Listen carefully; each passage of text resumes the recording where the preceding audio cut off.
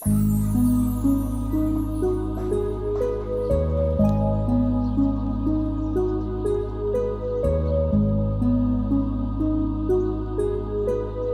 เขตนี่จะเบิ่งช่องไทยลาวเวียดนามพี่น้องเนาะกังลาวเข้าใจอยู่บ่เละจ้าไม่บ่เลยเข้าใจบ่เข้าใจเนาะเว้าเฮือนตัวอย่างเขาพี่น้องเนาะเฮือนต้นแบบเขาเจ้าเฮือนแต่สมัยก่อน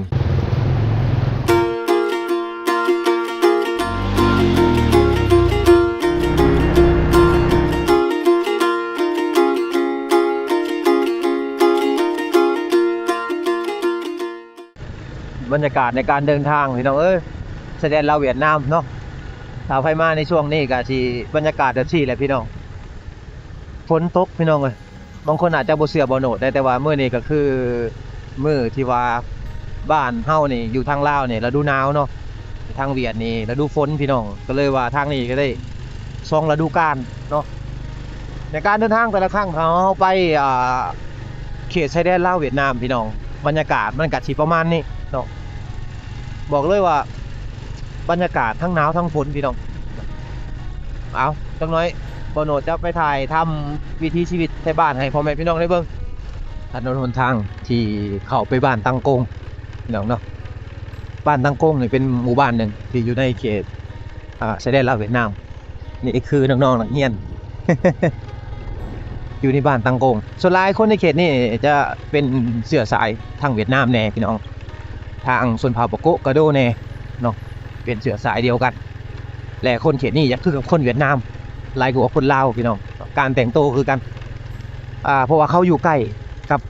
เวียดนามก็เลยว่าได้รับวัฒนธรรมจากเวียดนามหลายพี่น้องเนาะคือการแต่งตัวนั่นแหละพี่น้องเลยเอานี่ก็คือเส้นทางที่ว่าเราจะเข้าไปบ้านตังโก้งพี่น้องเนาะหมู่บ้านตังโก้งนี่เป็นหมู่บ้านที่ว่าพัฒนาแล้วพี่น้องจะมีไฟฟ้ามีสัญญาณโทรศัพท์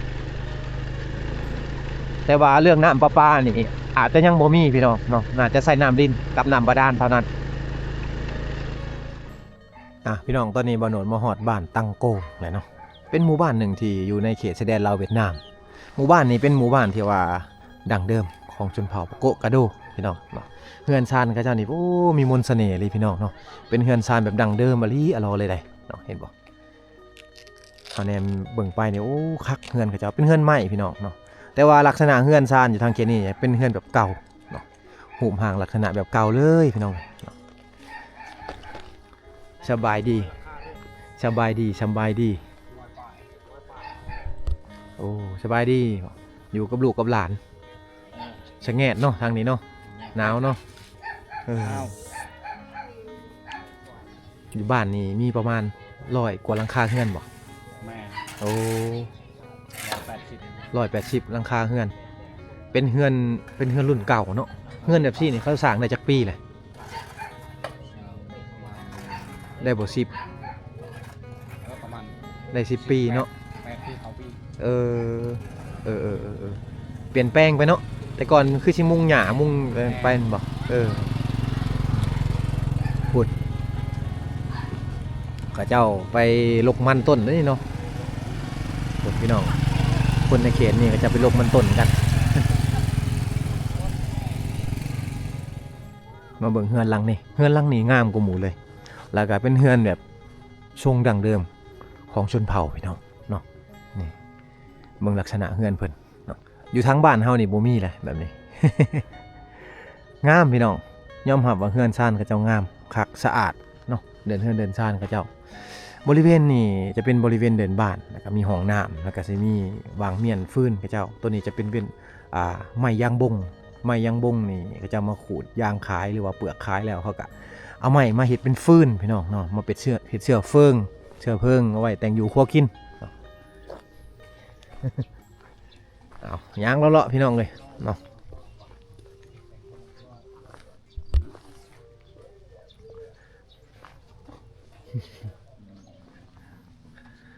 เบิ่งเงินซานเพิ่น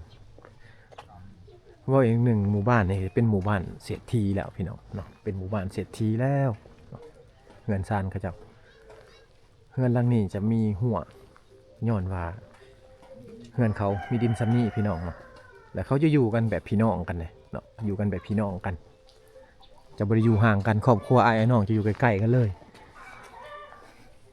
นี่รถขนส่งกระเจ้าอยู่ทางเขตนี่จะเป็นรถไทยแบบซี่พี่น้องเนาะจะเป็นรถไทยแบบซี่เลยรถไทยแบบนี้นี่จะใส่หลายอยู่ในเขตผู้ดอยคือรถไทยซิ่งพี่น้องรถซิ่งเนาะเขาจะห้องเนาะ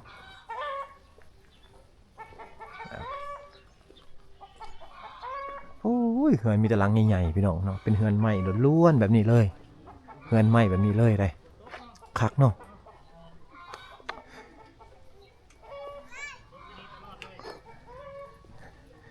เป็นหมู่บ้านเก่าบ้านเดิมแต่ว่าเป็นหมู่บ้านที่ว่าเจริญแล้วเป็นหมู่บ้านที่ว่าพัฒนาแล้วพี่น้องเนาะเบิ่งเฮือนซ่านกับเจ้าสะอาดแล้วก็งามอีกเนาะ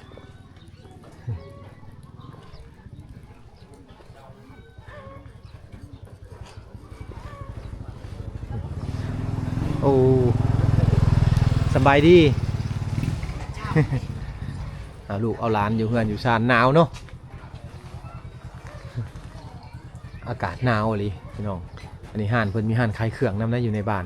ถึงว่าจะอยู่ข้างในแต่ว่าก็ยังมีห้านขายเครื่องนำลูกและหลานนี่อยู่เฮือนอยู่ซ่าน บ่ได้ไปโรงเรียนแล้วเนาะนี่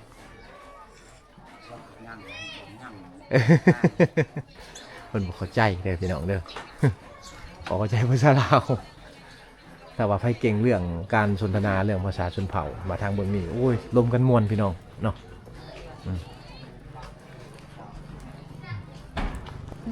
ฝนตกตลอดปีเลยพี่น้องเนาะมื้อนี้จะเป็นมื้อวันที่เด้อมื้อนี้จะเป็นมื้อวันที่6เด้อพี่น้องวันที่6เดือนเดือน1พี่น้องเนาะเดือน1วันที่6เดือน1เดือนว่าเดือนมกราคมอะไรเนาะแต่ว่าทางนี้ฝนจะตกเลยทางนี้ฝนจะตกเอาเดี๋ยวมาเบิ่งบรรยากาศเฮือนซานเพิ่นพี่น้องเลยเนาะก่อนที่ว่าเฮาจะเข้าไปเบิ่งวิธีไทยบ้านกับเจ้าเนาะเบิ่งเฮือนซานมันซะก่อนพี่น้องเบิ่งแต่ละหลังคาเฮือนเป็นเฮือนไม้ทั้งหมดเลยพี่น้องทางเขตนี่เนาะเป็นเฮือนไม้ทั้งหมดเลยได้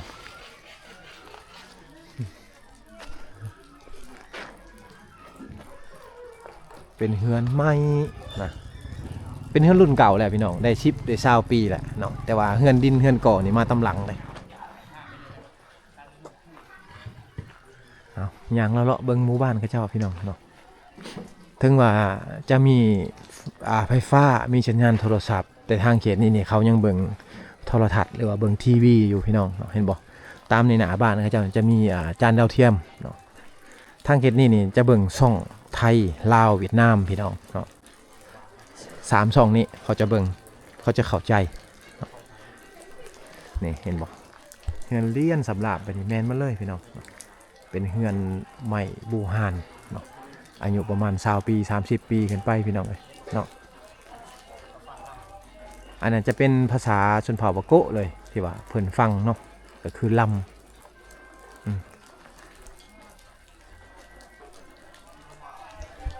เอาย่างเลาะเบิ่งบรรยากาศหมู่บ้านพี่น้องเนาะช่วงนี้ช่วงฝนตกชาวบ้านก็เจ้าก็ออกไปลกมันหมดแล้วเนาะ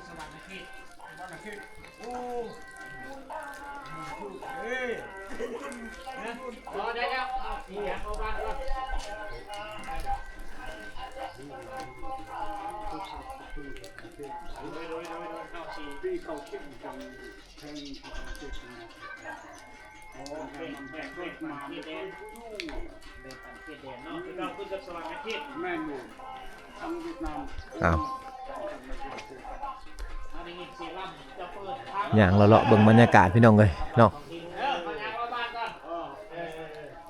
อยู่ทางเขตนี่เป็นหมู่บ้านที่ว่าแล้วก็เป็นหมู่บ้านที่เป็นหมู่บ้านเศรษฐีแล้วพี่น้องเนาะเพราะว่าตามกล้องตารางเฮือนเขาเจ้านี่จะมีรถไถซิ่งทั้งหมดแบบที่พี่น้องเนาะจะมีรถไถซิ่ง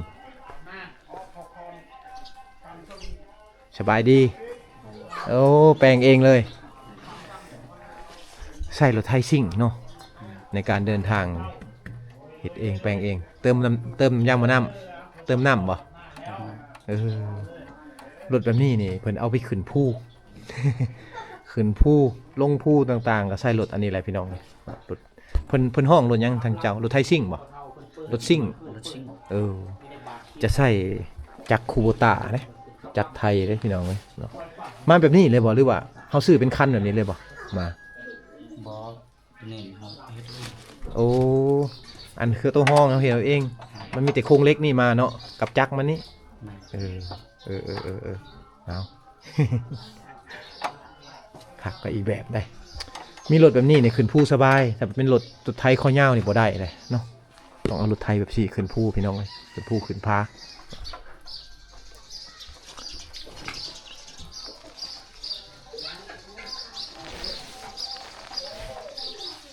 เอายางเลาะพี่น้องเลยยางเลาะไปนี่จะเป็นเฮือนรุ่นเก่าแล้วเนาะอันนี้จะเป็นเฮือนรุ่นใหม่แล้วพี่น้องสำหรับเฮือนแบบนี้นี่หากระซ้างแบบนี้ยังเป็นใหม่อยู่พี่น้องเป็นเฮือนดินเฮือนก่อแล้วได้แต่ว่าบ่โหนดยอมหับอย่างเดียวก็คือทางเขตนี่ถ้าว่าเขาเจ้าสร้างเฮือนสร้างซ่านนี่เขาจะสร้างเฮือนแบบคล้ายๆกับแบบเก่าเนาะเฮือนซ่านเขาเจ้านี่คล้ายๆกับแบบเก่า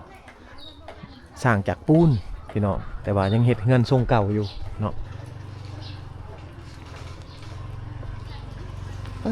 ต้อง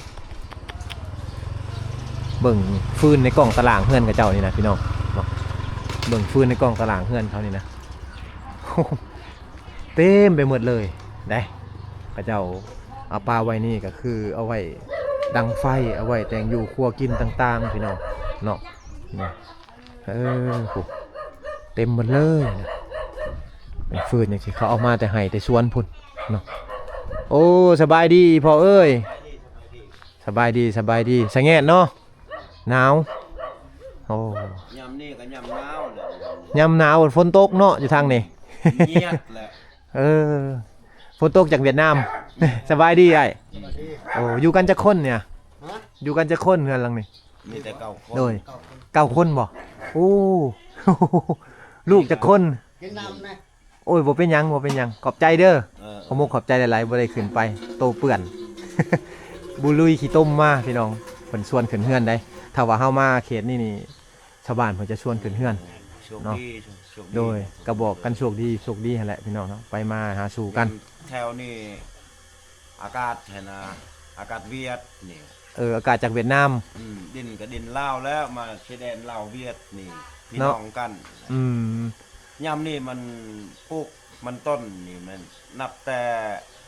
เดือน1ฮอดเดือน2นี่มันตายหมด โอ้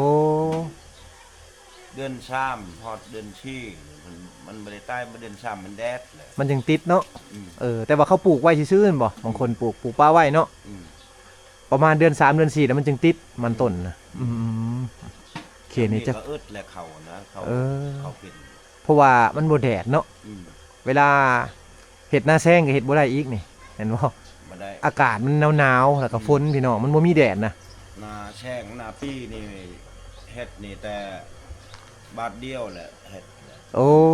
พันช่องเทือดำนี่มันหมดน้ำท่วมแหละ บันฮอดนั่น อืม ยามน้ำนองก็น้องก็ลิ้นบ่น้ำแถวนี้ อืม น้ำขึ้นน้ำท่วมพี่น้อง เด้น้ำลิ้นเนี่ย น้ำลิ้นกับเพ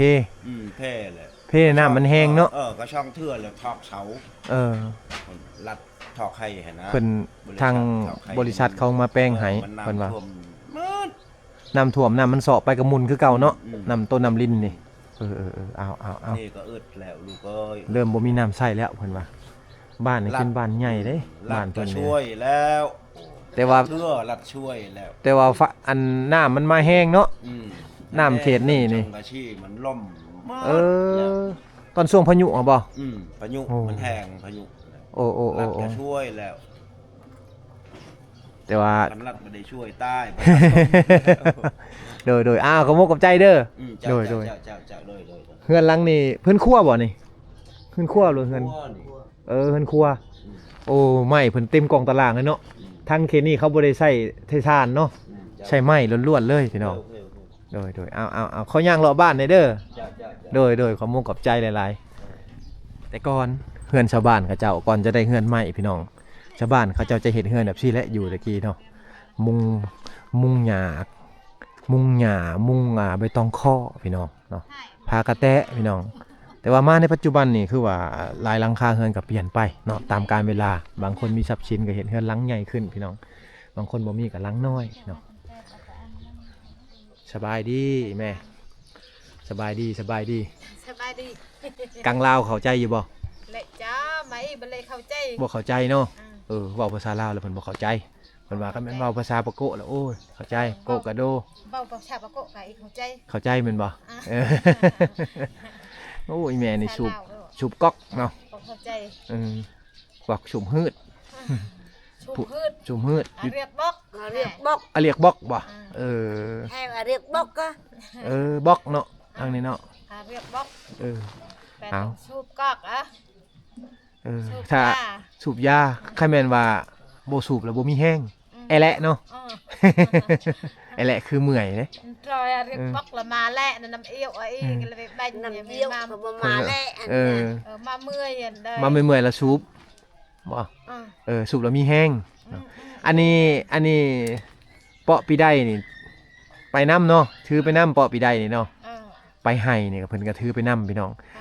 คนในเขตนี่ถามว่าบ่มียาสูบแล้วไปให้นี่ไปว่าโอ้ยเมื่อยแหละแอแหละแล้วแหละต้องมียาสูบไปสูบน้ำเนาะอันนี้คือประเพณีเพิ่น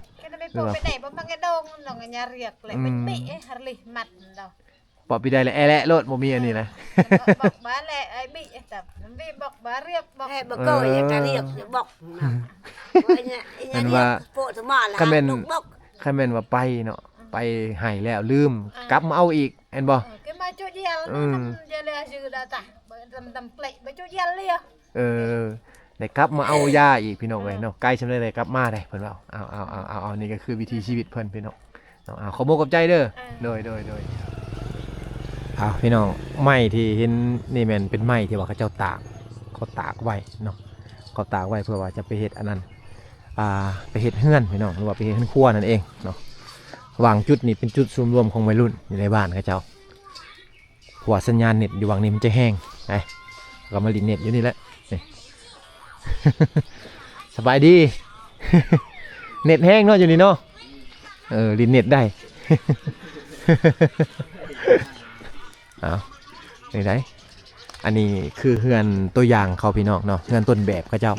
เฮือนแต่สมัยก่อนอยู่ทางเขตนี่เป็นเฮือนแบบนี้เลยเนาะเฮือนชนเผ่าเขาเจ้าพี่น้องอันนี้ก็คือเฮือนเขาแท้ๆเลยพี่น้องเฮือนแบบนี้นี่เขาจะเห็นอยู่หลายแห่งทางภาคใต้บ่ว่าจะเป็นอัตตปื้อเซกองพี่น้องเนาะสารวันพี่น้องเลยอยู่เขตเรียบๆตามอันชายแดนลาวเวียดนามเขาจะเห็นเฮือนแบบสี่หลายก็คือเฮือนทรงกุ๊บพี่น้องเนาะหรือว่าเฮือนของชนเผ่าเฮาเนาะเป็นเฮือนแบบนี้เลยพี่น้องเนาะเบิ่งเฮือนซานเขาเจ้าพี่น้องอันนี้คือเฮือนต้นแบบของเขาเด้อแต่สมัย 60-70 ปีก่อนพี่น้องเนาะจะเป็นเฮือนแบบนี้แหละเฮือนเขาเจ้านะแต่ว่ามาในปัจจุบันนี้คือว่าก้าวกระโดดไปหลายเติบได้มีแต่เฮือนใหม่เต็มเฮือนก่อเต็มพี่น้องเนาะ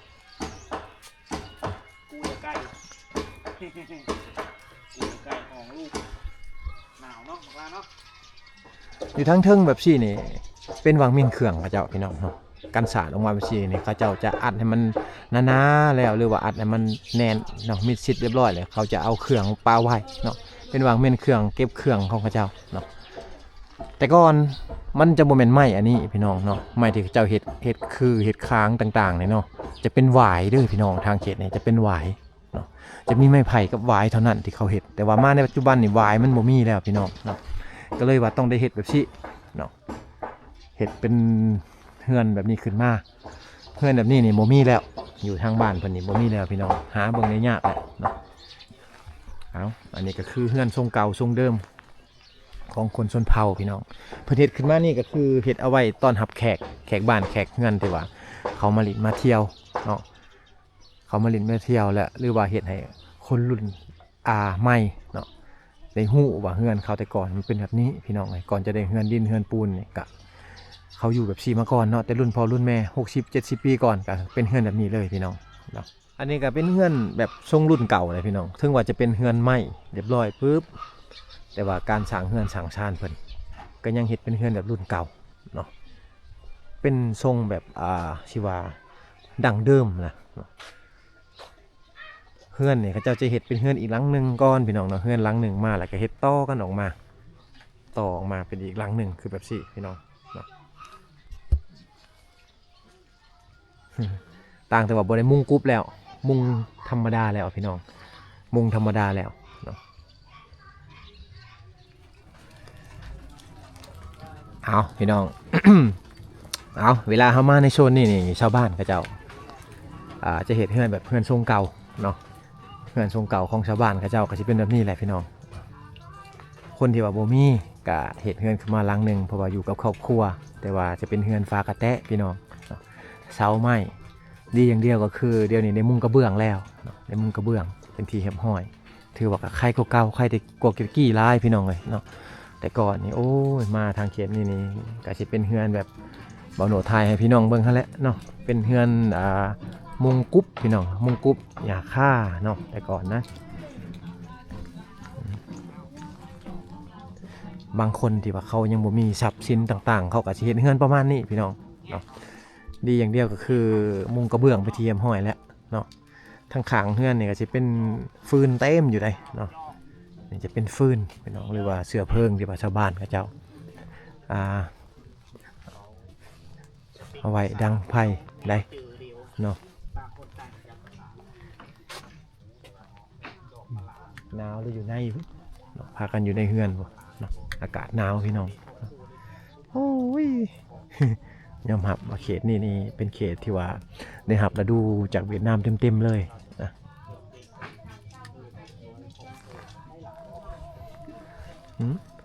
ได้ยินเสียงเพลงได้พี่น้องเลยเป็นเสียงเพลงเพลงไทยได้นี่เห็นป่ะได้ยินป่ะทางนี้กับพังเพลงไทยคือกันพี่น้องถึงว่าจะอยู่ข้างในเนาะและหูจักหลายภาษาหรือว่าบุหูจักชาวบ้านก็จะพังเพลงได้มวนๆเขาจะฟังพี่น้องเลยจะมีเพลงไทยเพลงเวียดนามเพลงลาวเนาะที่เขาจะพังอยู่ในเขตนี้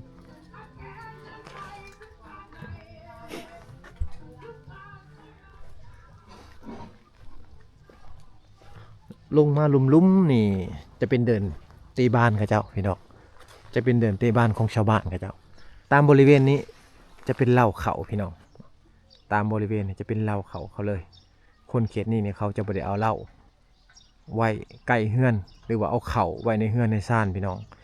เวลาที่ว่าเขาเก็บเกี่ยวเข่ามาที่เย็บห้อยแล้วชาวบ้านเขาเจ้าจะเอาเข่ามาปาไว้นี้เนาะหลังจากที่ว่าเขาเอาเข่ามาปาไว้ที่เย็บห้อยพี่น้องเนาะเขาจะบ่ได้เอาลงไปกินไหนแล้วเห็ดหีดสะกอนพี่น้องเนาะก็คือแล้วแก่บนแก่บะเขาหั่นแหละพี่น้องเนาะเห็ดหีดเขาเจ้าหั่นเนาะแล้วปุ๊บเขาจึงจะเอาเข่าไปกินได้พี่น้องเลยเนาะนี่ก็คือบริเวณเล่าเขาหรือว่ายุ้งข้าวนั่นเองพี่น้องจะอยู่ห่างจากเฮือนประมาณ50-60 เมตร